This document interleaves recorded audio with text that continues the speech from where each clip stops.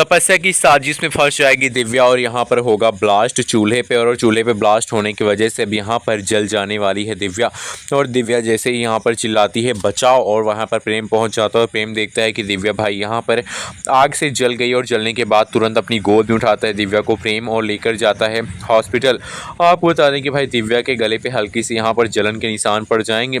लेकिन भाई अब यहाँ पर दिव्या को सबके सामने दिखाने के लिए कि उसको यहाँ पर चोट लगी है, इसलिए वो अपने घाव को अपनी जादुई शक्तियों से ठीक नहीं करती है। और वो यहाँ पर जब हॉस्पिटल पहुँच जाती है तो प्रेम को जो अपने लिए इतना ज़्यादा परेशान देखती है तो खुश होती है कि आखिर प्रेम उसकी चिंता करता है, और प्रेम भी कहीं ना कहीं यहाँ पर दिव्या से प्यार करने लगा है। अब आपको दिखाया जाएगा आने वाले एपिसोड में कि दिव्या यहाँ पर प्रेम को प्रपोज करेगी और उससे अपने प्यार का इजहार करती नजर आएगी। प्रेम से कहेगी कि प्रेम मैं तुमसे प्यार करने लगी हूँ,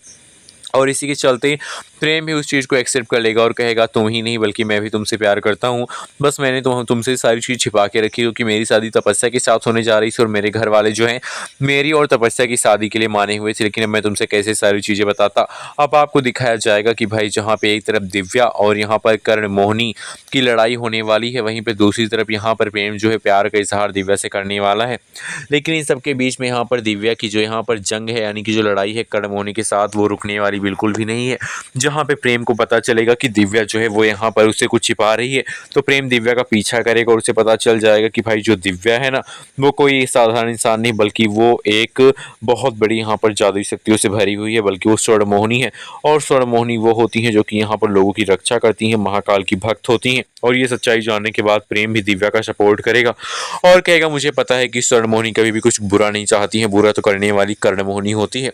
और जब तपस्या को पता चलेगा कि भाई प्रेम को पता चल गया है कि दिव्या स्वर्ण मोहिनी है और उसने उसे एक्सेप्ट भी कर लिया है, उसे अपनी पत्नी के रूप में मान भी लिया है,